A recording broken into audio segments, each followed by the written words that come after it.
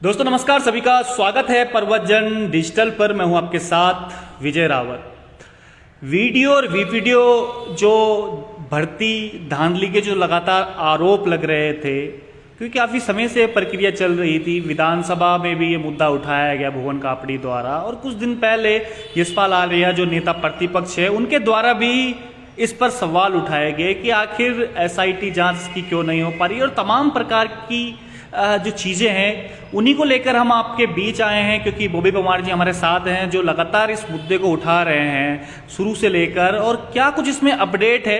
लगातार आप जुड़िएगा हमारे साथ, बॉबी परमार हमारे साथ में है, उनसे ही अपडेट हम लोग जानेंगे। और ये लाइव कार्यक्रम चल रहा है तो इस बीच में जो आपके सवाल भी होंगे वो हम बॉबी परमार से भी लेंगे। तो आप लगातार देखिएगा वीडियो, शेयर भी इसको जरूर कीजिएगा। बॉबी भाई के पास चलते हैं सीधा।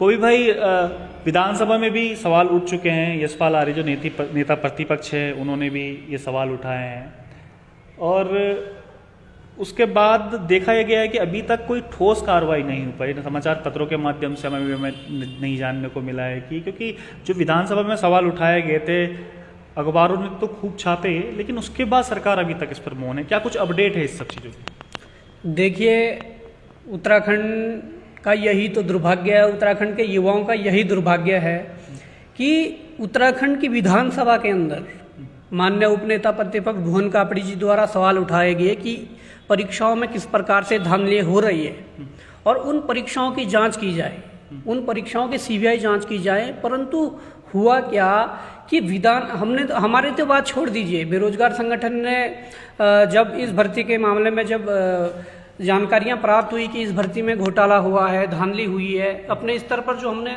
कुछ जो हमें अपने स्तर पर इस पर कार्रवाई की, उसके तहत जो निकल के आया है वास्तव में उसमें धांधली बहुत ज़्यादा स्तर पर हुई है। उसके बाद क्या हुआ कि हमने मुख्यमंत्री आवास कूच किया, मुख्यमंत्री जी को ज्ञापन दिए, जनता दरबार में गए, जनता दरबार में मुख्यमंत्री जी को ज्ञापन दिए, चंपावत में जहाँ से उन्होंने चुनाव लड़ा वहाँ रैलियाँ करवाई, लोहाघाट में रैलियाँ करवाई, पिथौरागढ़ में रैलियाँ करवाई, रुड़की हरिद्वार में रैलियां करवाई। उसके माध्यम से मुख्यमंत्री के कानों तक ये पहुंचाने की बात की गई कि भर्ती में भ्रष्टाचार हुआ है, आप इस पर कार्रवाई कीजिए। परंतु दुर्भाग्य ये था कि उन्होंने अनसुना कर दिया, वो कान बंद करके आंख बंद करके बैठ गए। हमने सोचा अब अगला तरीका क्या हो सकता, तो विधानसभा में प्रश्न लगवाने के लिए विधायकों के पीछे दौड़े। तो कम से कम उपनेता प्रतिपक्ष माननीय भुवन कापड़ी जी द्वारा विधानसभा में जोर शोर से मुद्दा उठाया गया। पर दुख तब होता है जब विधानसभा में प्रश्न उठने के बाद भी वहाँ पर मुख्यमंत्री, मैं खुले तौर पर कहूँगा कि भ्रष्टाचारियों को मौन समर्थन दिए हुए हैं। मुख्यमंत्री ने भ्रष्टाचारियों को मौन समर्थन दिया हुआ, ये इसलिए साबित होता है कि विधानसभा में बात उठने के बाद भी आपकी कोई प्रतिक्रिया नहीं आई। आज 3 माह होने वाले हैं, आज तक आपने वीडियो की जांच के लिए नहीं बोला। सवाल तब खड़े होते हैं और संदेह और गहरा तब होता है जब मुख्यमंत्री जी मौन है, पूरी आपकी कैबिनेट मौन है, और जो कैबिनेट मंत्री ये कह रहे हैं कि अभी मामला थोड़ा गर्म है और इसके बाद हम जब मामला ठंडा हो जाएगा तो आपको ज्वाइनिंग देंगे। तो मुझे ये भी लगता है क्योंकि जब ये मामला उठा था विधानसभा में तो मीडिया कवरेज भी काफ़ी मिली थी, क्योंकि युवाओं से जुड़ा हुआ मामला था, भ्रष्टाचार से जुड़ा हुआ मामला था। लेकिन उसके बाद भी मीडिया कवरेज नहीं मिली। जैसे यशपाल आर्य ने कहा, तो किसी भी हिंदी दैनिक ने, मैंने तो देखा नहीं कि हिंदी दैनिक ने उसको छापा। मीडिया कवरेज भी नहीं मिल पा रही इस तरीके से। नहीं, मीडिया कवरेज का तो ये देख लिए, बड़े बड़े चैनल तो दिखाई नहीं पा रहे इस चीज़ को। अब बड़े बड़े चैनल क्यों नहीं दिखा रहे हैं, किनका प्रेशर उनके ऊपर है, हमारे भी समझ से परे हैं। परंतु जो डिजिटल चैनल दिखा रहे हैं, जो पोर्टल दिखा रहे हैं, वो देखिए दिखा रहे हैं, वो अपनी जो एक मीडिया का जो चौथा स्तंभ जो माना जाता है मीडिया को, उसकी भूमिका निभा रहे हैं। परंतु उसके बाद मुख्यमंत्री को अलग अलग माध्यम से ज्ञापन पहुंचाना, उन तक बात पहुंचाना, उन्हें उनकी मेल करके उन्हें उनके पास बात पहुंचाना, या जो उन्होंने हेल्पलाइन नंबर जो जारी किया है उस पर बात पहुंचाना, तमाम तरीकों से हमने सब कुछ कर दिया। परंतु अभी भी ये कह रहे हैं कि मतलब मौन धारण किए हुए है ना। तो देखिए, जो स्क्रीनशॉट मिले थे वो तो साइबर को दे दिए हैं, ठीक है, साइबर उसकी जांच करेगा, पर पूरे भर्ती की जांच कौन करेगा? कल हमारे नेता प्रतिपक्ष माननीय यशपाल आर्य जी ने भी प्रेस नोट जारी किया है, उन्होंने प्रेस कॉन्फ्रेंस की है कि उत्तराखंड में लगातार भर्तियों में जो गड़बड़ियां देखने को मिल रही है, उसके लिए आप एक सीबीआई जांच करवा दीजिए। जितनी भी भर्तियां हो रही है, जितनी भर्तियों में भी गड़बड़ियां सामने आई है, तो भाई जब आयोग पाक साफ है, सरकार पाक साफ है, तो सीबीआई जांच में डर कैसा? अभी हिमाचल में पिछले महापुलिस भर्ती हुई थी, उसमें शंका के आधार पर मामा भांजों का चयन होने के बाद लोगों को शक हुआ कि धांधली हुई है, और वास्तव में जब वहाँ पर जांच हुई तो वास्तव में निकल कर आया कि धांधली हुई है। उसके बाद वहाँ के मुख्यमंत्री जी ने सीबीआई जांच के आदेश दे दिए।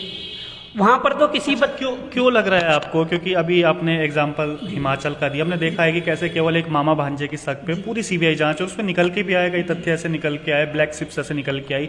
लेकिन उत्तराखंड में ऐसा क्यों नहीं हो पा रहा है? क्योंकि उत्तराखंड में युवा मुख्यमंत्री कहा जाता है और युवाओं ने काफ़ी हद तक पसंद भी उनको करते हैं, जो हमारे युवा मुख्यमंत्री हैं। लेकिन अभी तक कई बार ज्ञापन भी बेरोजगार संघ की तरफ से जा चुके हैं, अलग अलग लोगों ने भी ज्ञापन दिए, लेकिन एक शब्द उनका अभी तक नहीं आया। क्या उनके लिए बड़ा छोटा मुद्दा ये हो गया है कि यार इसके अलावा बहुत सारे मुद्दे और भी हैं? मतलब आपको क्या लगता है, क्योंकि बेरोजगार संघ के आप अध्यक्ष हैं और पीड़ा को भली भांति भी समझ सकते हैं इसकी, तो आपको क्या लगता है कि ऐसा जो ये मूड है सरकार का, ये मूड जो ये भर्ती धांधली परीक्षा, इसको सीबीआई जांच होगी, एसआईटी जांच कराने के लिए क्यों नहीं?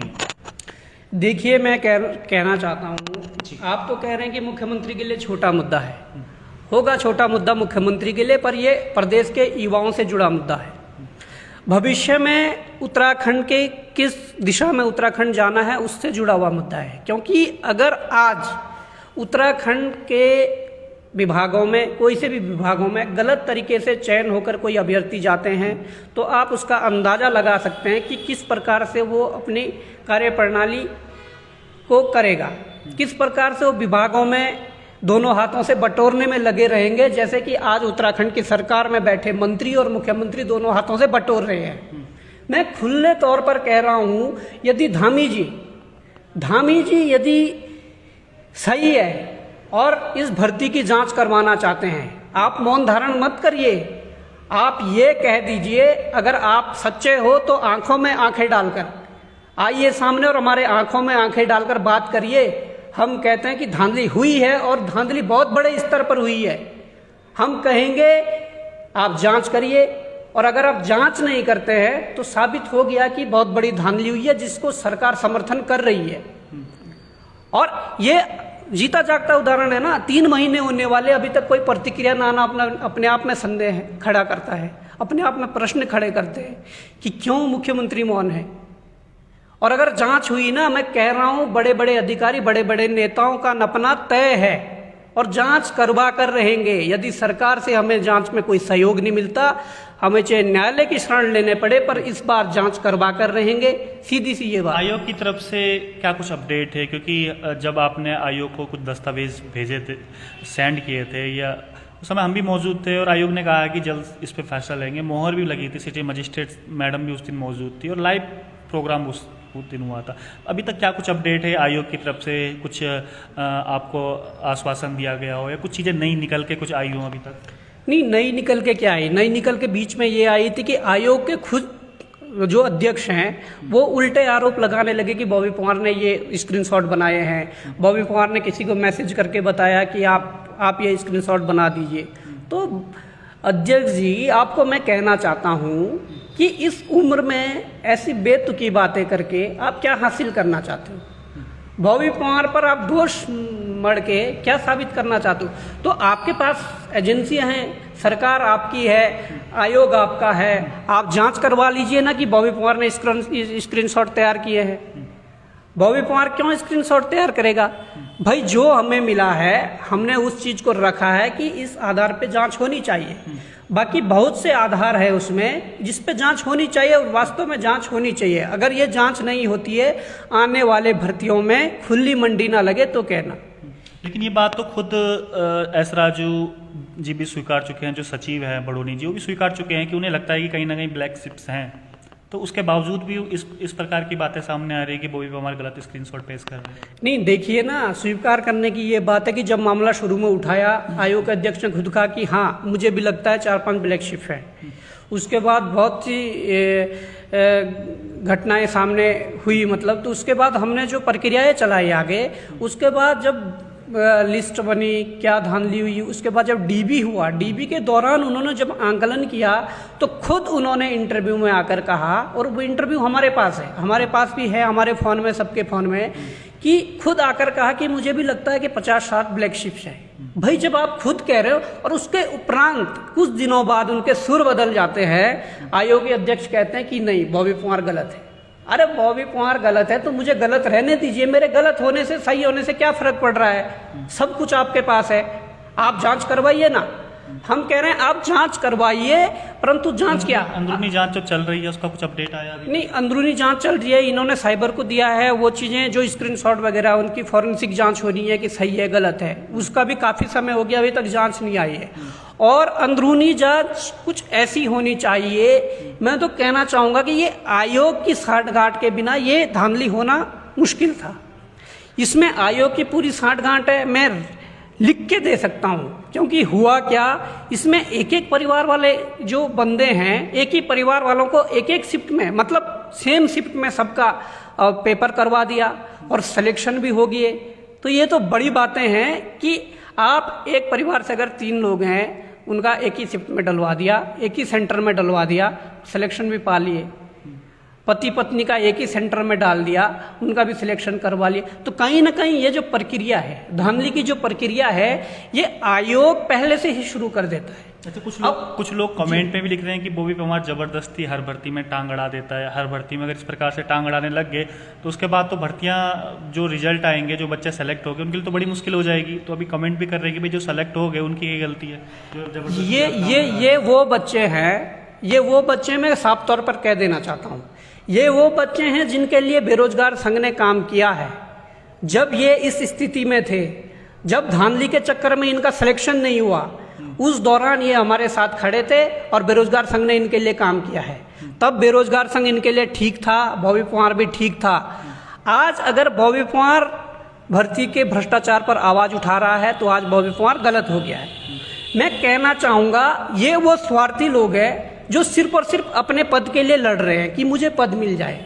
पर सुन लो, ये स्वार्थी लोगों, ये भी सुन लो कि बॉबी परमार वो बंदा है जिसने नौकरी का सपना त्याग कर सिर्फ और सिर्फ भ्रष्टाचार और अपने जो हमारा उत्तराखंड है उसको कैसे उन्नत बनाया जाए, उत्तराखंड को कैसे आगे ले जाया जाए, उस पर कार्य करना प्रारंभ कर दिया है। ये वो स्वार्थी लोग हैं जो अपने तक सीमित है। हमने भाई, हम ये कह देते हैं कि आज ठीक है आपका सिलेक्शन हो गया, ठीक है, परंतु आपके साथ यदि कई ब्लैक शिप घुस जाए, कई लोग गलत तरीके से चले जाए विभागों में, तो क्या वो आपके लिए भी ठीक लगेगा? या उत्तराखंड के भविष्य के लिए वो ठीक है? बिल्कुल भी ठीक नहीं है। मैं कहना चाहता हूं कि ठीक है, अगर मेहनत करके निकले हो तो भाई साहब, हमने तो आज तक जो भी बात रखी है उसमें तो सीधे कहा कि जांच करवाइए, और आयोग भी बार बार अपना पल्ला झाड़ रहा है कि नहीं। प्रॉब्लम तो उन बच्चों को तो हो ही रही होगी ना, जो आप पे सवाल लगातार उठा रहे हैं कि भाई क्योंकि उनका सिलेक्शन हो चुका है और बहुत मेहनत करते हैं बच्चे सिलेक्शन के लिए, दिन रात पढ़ाई करते हैं, दुख तो होता ही है। मैं उसी बात पे आ रहा हूँ कि आयोग भी बार बार पल्ला झाड़ रहा है कि धांधली नहीं हुई है, परीक्षा पारदर्शिता के साथ हुई है। और वो बच्चे भी, कई बच्चे अखबारों में मैं देख रहा हूँ कह रहे हैं कि बहुत पारदर्शिता के साथ परीक्षा संपन्न करवाई गई है आयोग द्वारा। तो भाई साहब, मैं उन बच्चों को भी कहना चाहूंगा और आयोग को भी कहना चाहूंगा, जब पारदर्शिता के साथ सब कुछ संपन्न हुआ है तो जांच से डर कैसा? आप जांच करवाइए, जांच करवाइए, सब कुछ सामने, दूध का दूध पानी का पानी हो जाएगा। जो कुछ निकल के आएगा वो सबके सामने परिणाम उस चीज के होंगे। आप जांच से मत डरो ना। हम तो जांच की बात कर रहे हो, जांच करनी भी पड़ेगी। अगर सरकार नहीं करती है तो हमें कोर्ट से आदेश लाने पड़ेंगे जांच के। लेकिन जांच में बात वही आ रही है, जांच में जो बच्चे पिस रहे हैं उनका क्या होगा? क्योंकि सवाल भी काफ़ी लोग नाराज भी हैं आपसे कि बॉबी परमार हर भर्ती में टांग अड़ा देता है, जो बच्चे सेलेक्ट हो गए हैं उनकी गलती है, ये सवाल भी उठ रहे हैं। नहीं, सवाल उठना भी लाजमी है ना। जब कोई अच्छा काम करते हैं तो आलोचना भी जरूर होती है। मैं उन लोगों से कहना चाहूँगा कि भर्ती अटकाना हमारा मकसद नहीं है। भाई अगर गलती आप हम पे मर रहे हो कि मेरी गलती है कि हम भर्ती पे टांग अड़ा रहे हैं, वो चीज़ें हैं, तो उससे पहले अपने बुद्धि विवेक का इस्तेमाल कर लीजिए। ये गलती उनकी है जिन्होंने पैसा दिया है, उनकी वजह से भर्ती देरी हो रही है। ये गलती उनकी है जिन्होंने पैसा लिया है, उनकी वजह से भर्ती में देरी हो रही है। ये गलती आयोग की है जो धांधली करवाता है, उनकी वजह से भर्ती में धांधली हो रही है। और ये गलती सरकार की है जिनके संरक्षण में ये काम हो रहे हैं, इसलिए उन पर आप आरोप उठाइए, हम पे नहीं। दो सवाल हैं। एक वीके सिंह लिखते हैं कि भाई आगे का पेपर एक शिफ्ट में करने की मांग कोई नहीं उठा रहा है, बस वीडियो और वीपीडीओ के पीछे पड़े हुए हैं। कम से कम जो इसको छोड़ो वीडियो वीपीडीओ को, लेकिन कम से कम एक शिफ्ट में करने की तो आवाज़ उठाओ जो है। और दूसरा सवाल यह है कि हम लिखित में देने के लिए तैयार है, अगर हम दोषी पाए जाते हैं तो तुरंत नौकरी से बर्खास्त किया जाए। तो कुछ लोग ये भी कह रहे हैं जिनका सिलेक्शन हो गया। दो सवाल हैं। देखिए, मैं आपको कहना चाहूँगा, आपने जो पहला सवाल किया था, पहला सवाल था कि एक शिफ्ट में, तो एक शिफ्ट वाली मांग हमारी आज से नहीं है। हम पिछले साल से ये मांग, जब से नॉर्मलाइजेशन पद्धति सामने आई उसके बाद से हम लगातार ये मांग उठा रहे हैं कि एक शिफ्ट में पेपर करवाया जाए। वीडियो वीपीडीओ में जब ऐसा सब कुछ होने के बावजूद भी, आप लोग भी उसके साक्षी हैं, हमने आयोग में जाकर कहा था कि आप एक शिफ्ट में एग्जाम करवाओगे, जितने भी एग्जाम आगे होने हैं वो सारे एक शिफ्ट में करवाओगे। सामने अध्यक्ष साहब बैठे थे आयोग के, और हमने उनको रेलवे का लेटर भी दिया था, आप उसके साक्षी हैं। हमने रेलवे का लेटर दिया था कि रेलवे नॉर्मलाइजेशन हटा रहा है, आपको भी अब ये व्यवस्था करनी पड़ेगी कि भविष्य में उत्तराखंड में जितनी भी परीक्षाएं होगी एक शिफ्ट में होनी है। और उसके लिए हम लड़े हैं और लड़ेंगे, आगे भी लड़ेंगे उसके लिए कि भाई एक शिफ्ट में होनी है। देखिए, जिससे किसी के समानता के अधिकार का हनन ना हो, सबको एक शिफ्ट में पेपर करवाया जाए। जो मैरिड माता अपनी मेहनत से, वो उसका स्वागत है ना। आप 4-5 शिफ्टों में करवाकर उसका एक बच्चे का मनोबल ना तोड़ें। नॉर्मलाइजेशन पद्धति में क्या कुछ हो रहा है वो समझ से परे है, इसलिए एक शिफ्ट में पेपर होना जरूरी है। इसकी मांग हमने रखी थी। दूसरा सवाल था आपका, दूसरा सवाल क्या था? लिखित में देने के लिए तैयार हैं कि भाई अगर उनके को दोषी पाएंगे तो नौकरी से तुरंत बर्खास्त नहीं कर। मैं इन सभी भाइयों को कहना चाहता हूँ, सभी को ये कहना चाहता हूँ कि भाई साहब, उत्तराखंड का इतिहास आप उठाकर देख लीजिए, जितनी भी परीक्षाएं हुई है, आपका तो इतने जल्दी डीबी भी हो गया, ठीक है, वो आयोग की हम मान लेते हैं कि करवा दिया, परंतु उत्तराखंड में भर्तियों का इतिहास उठा के दे, रिजल्ट निकलने के बाद कितने महीने बाद डीबी होता, कितने महीने बाद ज्वाइनिंग होती है। मैं कहना चाहूँगा कि थोड़ा सा सब्र कर लीजिए भाई साहब, जाँच होने दीजिए, जाँच का विषय है और जाँच होने दीजिए। आप लिखित में दे दोगे ठीक है, पर लिखित में देने के बाद आप ज्वाइन भी कर लोगे, अगर उसमें से जैसा सुनने में आ रहा है कि 300-400 सीटों पर हेराफेरी हुई है, अगर जांच में उतने लोग बाहर होते तो सीटें तो खराब हो गई है, उसमें ना वेटिंग निकल पाएगी, जब एक बार ज्वाइन कर पाएगा बंदा, उस पर वेटिंग नहीं निकलनी, फिर भर्ती शुरू से प्रारंभ होगी, फॉर्म विज्ञप्ति निकलेगी, फॉर्म निकाले जाएंगे, फॉर्म भरे जाएंगे, फिर आवेदन लिए जाएंगे, वो चीज़ें तो तमाम, उसमें बहुत सारा समय लगेगा। अभी जांच होने दीजिए भाई, जांच में दूध का दूध पानी का पानी हो जाएगा। ये अगर जांच ढंग से नहीं करती, तो हमने भी अपने स्तर पे इतनी जांच करी है, उसमें ऐसे ऐसे फैक्ट निकाले हैं कि जिससे कि सब दूध का दूध पानी का पानी। फैक्ट पूरे आपने दे दिए हैं कि कुछ फैक्ट अपने लिए संभाले हुए भी हैं कि भाई भविष्य में ये आपके प्रूफ के साबित होंगे, मतलब भविष्य में काम करेंगे जब आप आंदोलन करेंगे, इसकी मांग करेंगे, कि सारे फैक्ट आपने दे दिए हैं? नहीं, देखिए ऐसा है, जो कुछ निकल के आया है, हमने साइबर को भी बहुत कुछ दे दिया है, ऐसा नहीं है। और हम भी चाहते हैं कि साइबर अपनी जांच में तेजी लाएं, और हम उनके साथ मिलकर, मतलब उस चीज़ हम पहुंचा रहे हैं उन तक कि कहाँ से क्या। सार्वजनिक क्यों नहीं कर रहे ये सब चीज़ें जो आपके पास है, कि जनता जानना चाहती है कि भाई जब आपकी जो चीज़ें हैं वो सार्वजनिक आप कीजिएगा सारी की सारी। हमने बहुत कुछ सार्वजनिक भी कर दिया है, और ज़रूरत पड़े तो बहुत कुछ सार्वजनिक भी करेंगे, और कुछ चीज़ें जो और हमने जांच टीम को भी दी है, जो साइबर को। कौन है बॉबी भाई? आप तो काफ़ी समय से हम देख रहे हैं और काफ़ी समय से कवरेज भी हम लोग आपको करते हैं, कौन है इन सब चीज़ के पीछे मास्टरमाइंड? क्या एक ही आदमी का हाथ है या कुछ एक कोई गैंग सक्रिय हैं? थोड़ा उनके बारे में तो बताइए कि कौन है। देखिए, इनकी जो टीम है वो बहुत बड़ी टीम आज बन चुकी है, प्रदेश के अंदर इनकी बहुत बड़ी चैन बन चुकी है। इस चैन को तोड़ने के लिए अगर सब एकजुट होकर सामने नहीं आएंगे तो ये चैन चलती रहेगी। आज भले ही जो लोग सिलेक्टेड हैं वो कह रहे हैं कि हमारा सिलेक्शन हो रखा है, हमें ज्वाइनिंग दे दीजिए, ये चीज़ें बोल रहे हैं, परंतु कल दुख तब होगा जब आपके ही भाई बंधु इस चीज़ से परेशान होंगे।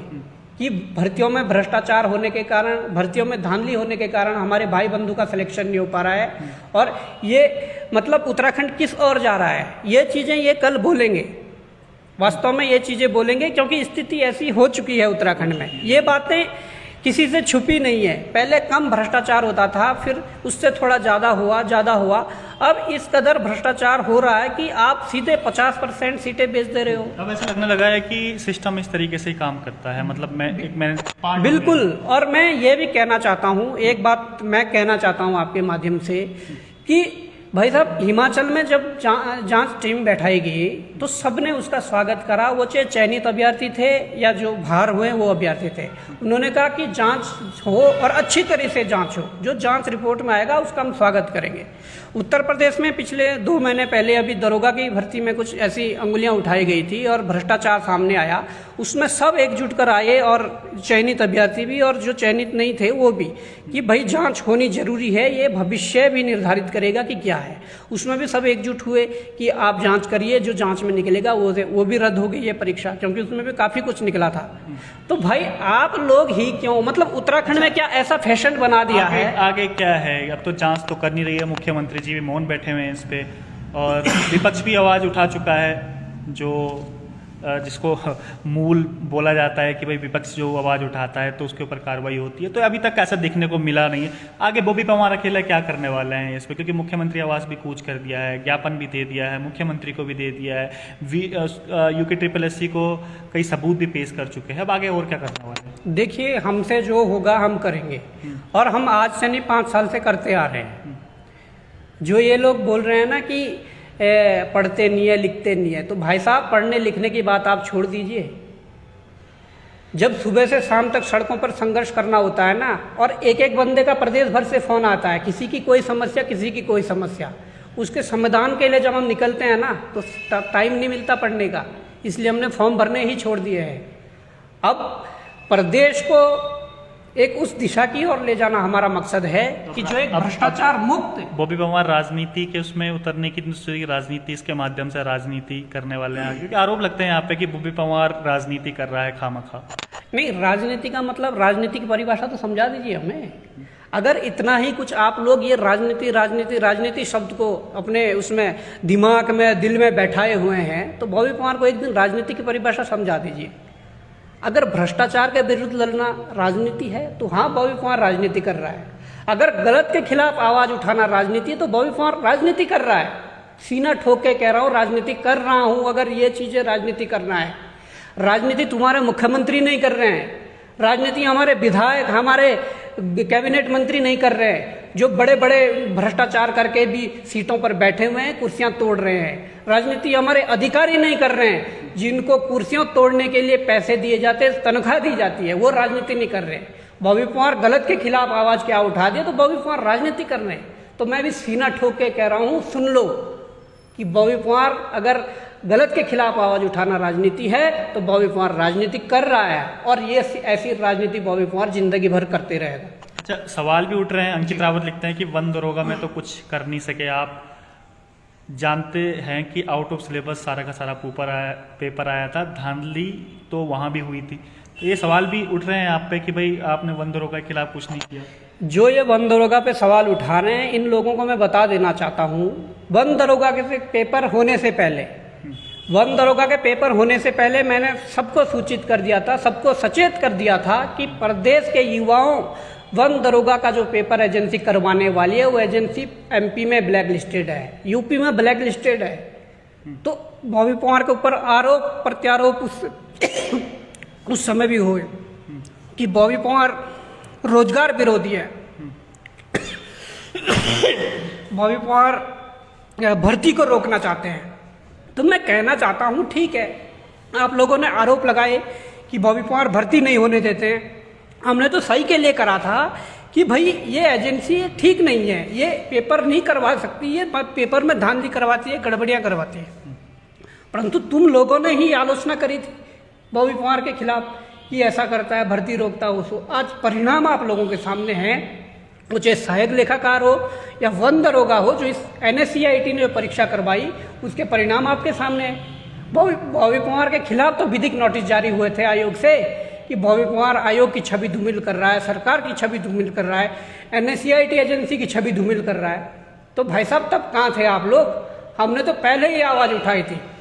उसके बाद भी हमने लड़कों को बोला, जो वन दरोगा से जो प्रताड़ित छात्र थे उनको हमने कहा कि आप जाइए, आपका अधिकार है, आपका कानूनी अधिकार है कि आप न्यायालय की शरण लीजिए। इस तरीके से न्यायालय में क्या होता है, एक जज है, वो आयोग के सारे केस उसके पास लगते हैं। वो जज क्या डिसीजन देता है, क्या जजमेंट देता है, जब बच्चे वहाँ जाते हैं वो कहता है कि भाई इसका निस्तारण आयोग करेगा। अरे मान्यवर, जब आयोग को ही निस्तारण करना था तो आपके पास क्यों आए? उसके बाद जब बच्चे दोबारा कोर्ट जाते हैं तो दूसरा डिसीजन होता है कि जो पिटिशनर है 10 बच्चे उनको आप फिजिकल में मौका दे देते हैं।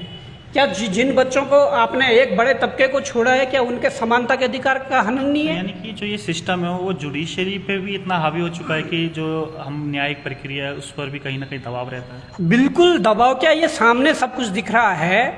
फॉरेस्ट गार्ड में आप देख लीजिए, जो SIT में लिखा हुआ है कि इन बच्चों को ब्लूटूथ पकड़े गए हैं, और उसके बाद उन बच्चों को ज्वाइनिंग देना। तो सिस्टम आप देख सकते हैं, सिस्टम यहाँ से लेकर वहाँ तक पूरा कितना जकड़ा हुआ है इन लोगों ने। तो यही सिस्टम सुधारने की बात है। इस सिस्टम को सुधारने के लिए आगे आना होगा। ऐसे पीछे होकर बात नहीं चलेगी, आलोचना करके बात नहीं बनेगी। आप मेरी आलोचना कर लीजिए, मुझे क्या फर्क पड़ रहा उस चीज़ से। मेरी आलोचना करके यदि प्रदेश का सिस्टम सुधरता है तो आप 100 बार नहीं, 1000 बार नहीं, लाखों बार मेरी आलोचना करिए। परंतु मैं कहना चाहता हूं कि ये सिस्टम के खिलाफ यदि खड़े नहीं हुए, ये जो गलत सिस्टम आज उत्तराखंड में बनाया है, तो आने वाला समय बहुत खतरनाक होने वाला, बहुत खराब होने वाला। कुछ लोग कमेंट कर रहे हैं कि UKSSC के माध्यम से नौकरी पाने वाले सभी छात्रों का आप अपमान कर रहे हैं। नहीं, हम अपमान किस तरीके से कर रहे हैं वो भी तो समझा दीजिए। UKSSC जो हर परीक्षा में जिनकी अंगुलियां उठ रही है, उनको हम सही कैसे ठहरा दें, बताइए ना। उनको सही कैसे ठहरा दें? 2016 वीडियो वन दरोगा में आप देख लीजिए, फॉरेस्ट गार्ड में देख लीजिए, UPCL पिटकुल जी देख लीजिए, सहायक लेखाकार देख लीजिए, वीडियो देख लीजिए। तमाम प्रकार की परीक्षाओं में तो सब कुछ सामने देखने को मिला है। और उसके बाद भी आप कह रहे हैं कि UKSSC सही है। UKSSC से आर्ट सूचना के अधिकार 2005 के अंतर्गत एक सूचना मांगी जाती है कि आप जो पेन यूज करते हैं आप उसका ब्यौरा दीजिए कि खरीद की क्या है, क्योंकि उसमें भी बड़े घोटाले की आशंका है। वो गोपनीयता का बहाना ढूंढ के उसकी वो सूचना नहीं देते। तो उसमें क्या गोपनीयता है भाई? उसमें तो सिर्फ ये मांगा गया था पेन, कितने पेन मंगाए गए, कितने रुपए में मंगवाए गए, और वो जियो जारी वो जियो दे दीजिए जिसमें ये लिखा कि आयोगी पेन देगा। तो इसमें कौन सी गोपनीयता भंग हो रही थी?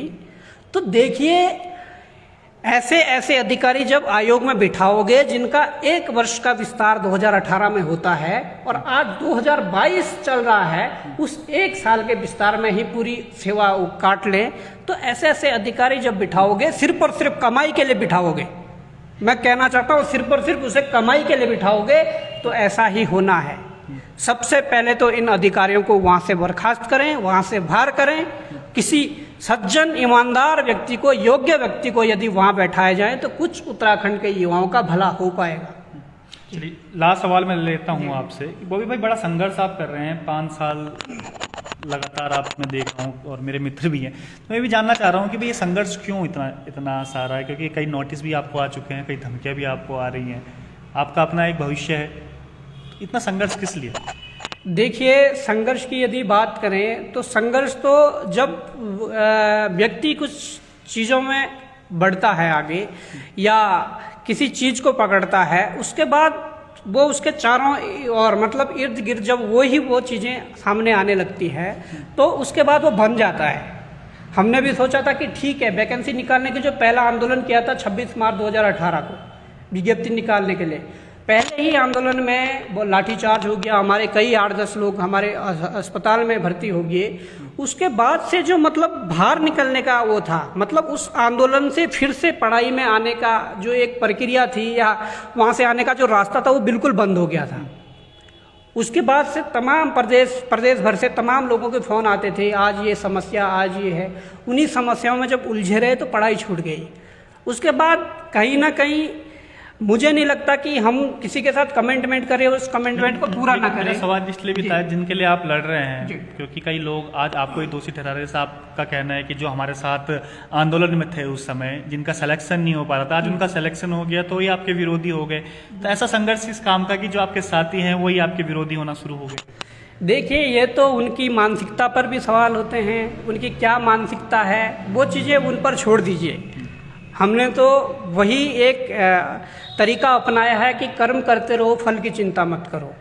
हम उनके लिए लड़ रहे हैं जो उत्तराखंड को एक बेहतर प्रदेश बनाने की ओर अग्रसर है और जो चाहते हैं कि हाँ, हमारे उत्तराखंड में जो देवभूमि नाम है उस देवभूमि को दानव भूमि ना बना दिया जाए हमारे नेताओं और अधिकारियों द्वारा।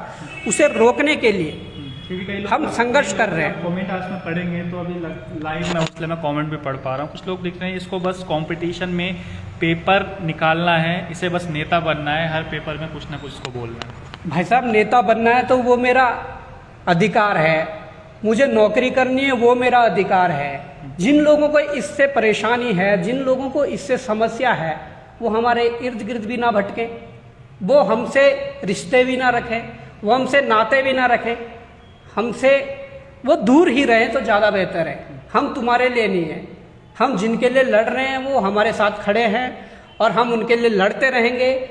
और जब तक भी ये मौका मिलेगा भ्रष्टाचार के खिलाफ लड़ने का या युवाओं को सही दिशा की ओर ले जाने का, तो तब तक हम लड़ते रहेंगे। ये मेरा कब तक लड़ेंगे? मुख्यमंत्री नहीं सुन रहा, आयोग नहीं सुन रहा है, करता धरता तो वही है, तो कब तक लड़ते रहेंगे? और आगे क्या कुछ करने वाले हैं स्पेशल जो ये वीडियो भरती है? सुनना पड़ेगा, मुख्यमंत्री को भी सुनना पड़ेगा, आयोग को भी सुनना पड़ेगा। देखिए, संघर्ष में काफ़ी परेशानियां जरूर सामने आती है। संघर्ष जो होता है वो 1 या 2 दिन या 1 साल 2 साल का संघर्ष नहीं, बड़े संघर्ष के बाद कुछ छोटे छोटे बदलाव आते हैं और उस बदलाव की ओर अब उत्तराखंड चलेगा।